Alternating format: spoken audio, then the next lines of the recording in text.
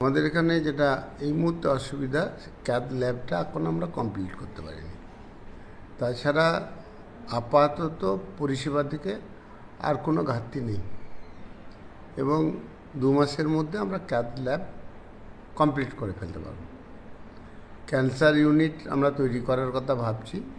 বর্তমানে কেমোটা চলে, কিন্তু বাকি যে সিস্টেম সেগুলো আমরা তৈরি করতে পারিনি। এটা আমি আশা করছি 1 বছর লাগবে। এই মুহূর্তে যে কোনো পেশেন্টকে পরিষেবা দেওয়ার মতো ডাক্তার, নার্স, প্যারামেডিক্যাল স্টাফ এবং স্ট্রাকচার আমাদের আছে।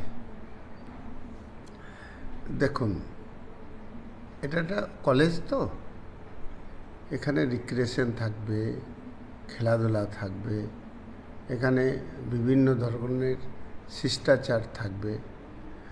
এটা তো ফ্যাক্টরি নয়।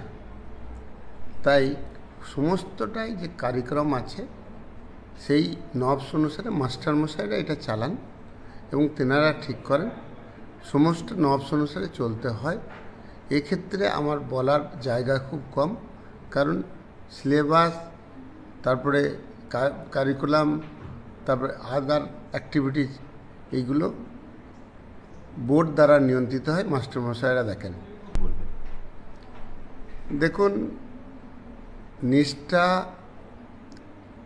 করবই, মানসিকতা, সততা, এর উপর দিয়ে সব কিছু করা যায়। এখানে মেডিকেল কলেজ করা কঠিন কেন থাকবে? প্রথম কথা, কবিগুরুর জায়গা। দ্বিতীয় নম্বর হচ্ছে যে এখানে ল্যান্ড পাওয়া যায়। সর্বোপরি এখানে মানুষ, শিল্প পরিবেশ এখানে আছে। মানুষ এখানে চায় কিছু হোক।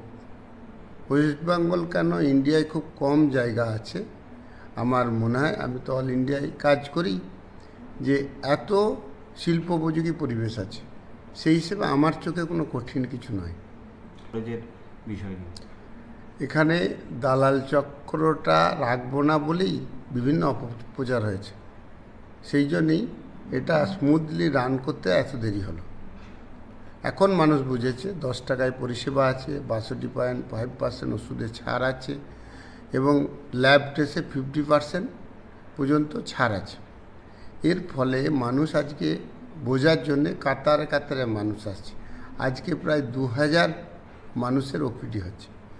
আমি আপনাকে বলি, বাংলাদেশ বর্ডার খুলে গেলে আমার এখানে 3 থেকে 4000 পেশেন্ট প্রতিদিন আসবে। আমি নিশ্চিত আমাদের 1100 বেড ফুল থাকবে।